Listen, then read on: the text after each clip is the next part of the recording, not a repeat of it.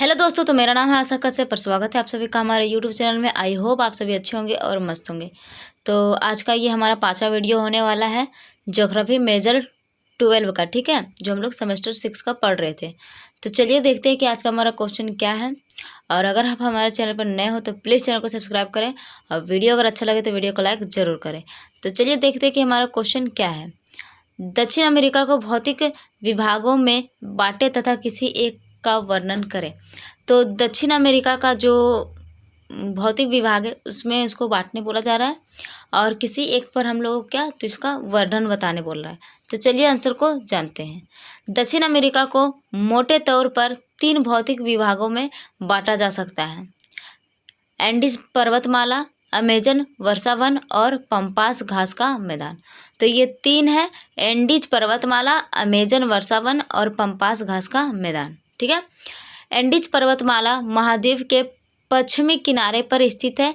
एक विशाल पर्वत श्रृंखला है जो अपनी ऊंची चोटियों, घाटियों और पठारों के लिए जानी जाती है, जिसमें दुनिया की सबसे ऊंची चोटी माउंट एकांकागुआ भी शामिल है।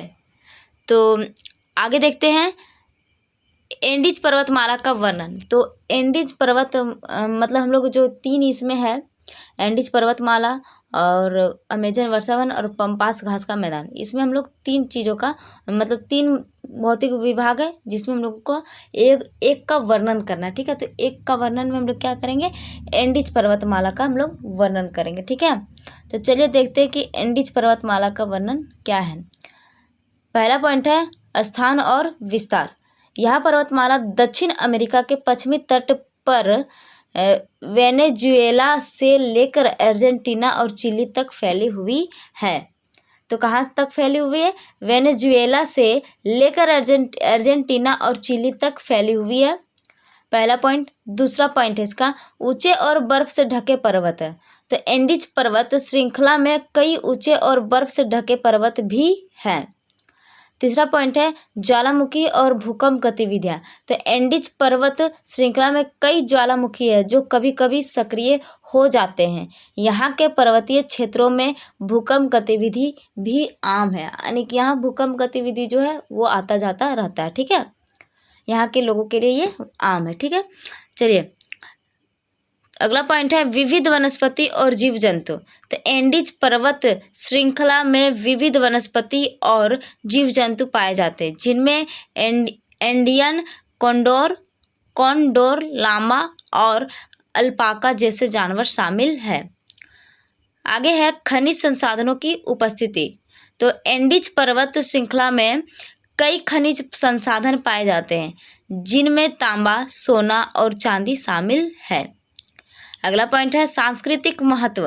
तो एंडीज पर्वत श्रृंखला का सांस्कृतिक महत्व भी है, जो यहाँ के प्राचीन सभ्यताओं के अवशेषों और स्थानीय समुदायों की परंपराओं में देखा जा सकता है। यहाँ के पर्वतीय क्षेत्रों में कई प्राचीन सभ्यताओं के अवशेष पाए जाते हैं, जैसे कि इक्का सभ्यता। इक्का सभ्यता में बहुत सारे पुराने वास्तुकला के लिए ये प्रसिद्ध है, ठीक है, इक्का सभ्यता। आगे है स्कीइंग और ट्रेकिंग के लिए उपयुक्त। तो स्कीइंग जो होता है वो क्या होता है, बर्फ़ में फिसलने के लिए हम लोग को मतलब मूवी वगैरह में दिखाया जाता है कि बर्फ़ में फिसलने के लिए मिलता है लंबा सा, जिसको हम लोग बोल सकते हैं पटरा टाइप से जो मिलता है, या तो लकड़ी का या प्लास्टिक का। तो उसी को स्कीइंग और ट्रेकिंग तो जानते ही हैं, ट्रेकिंग के लिए उपयुक्त है।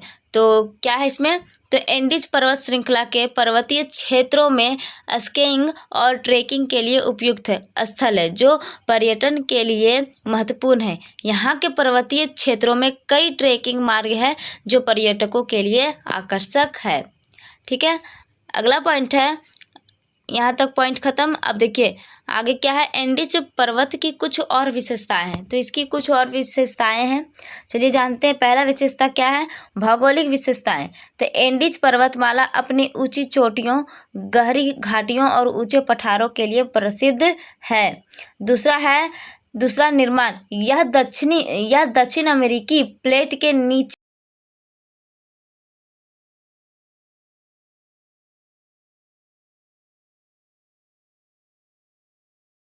नाजका और अंटार्कटिक प्लेटों के धंसने से ये बनी हुई है। अगला है तीसरा पॉइंट है इसका, जलवायु और कृषि। तो ऊंचाई के साथ तापमान घटता जाता है, जिससे विभिन्न ऊंचाई वाले क्षेत्रों में विभिन्न प्रकार की फसलें और पशुधन पाले जाते हैं।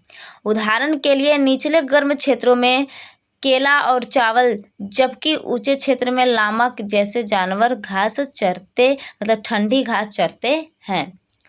तो यहाँ पे क्या है कि यहाँ पे जो गर्म क्षेत्र है वहाँ पे क्या केला और चावल की खेती होती है, जबकि ऊंचे क्षेत्रों में लामा जो होती है, लामा जानवर है, तो लामा जैसे जानवर जो होते हैं वो ठंडी घासों को चरती है। ठीक है, तो चलिए यहीं तक था, तो मिलते हैं नेक्स्ट वीडियो में। अगर आप लोगों को वीडियो अच्छा लगा हो तो प्लीज़ वीडियो को लाइक कर दीजिए और चैनल को सब्सक्राइब जरूर कर लीजिएगा।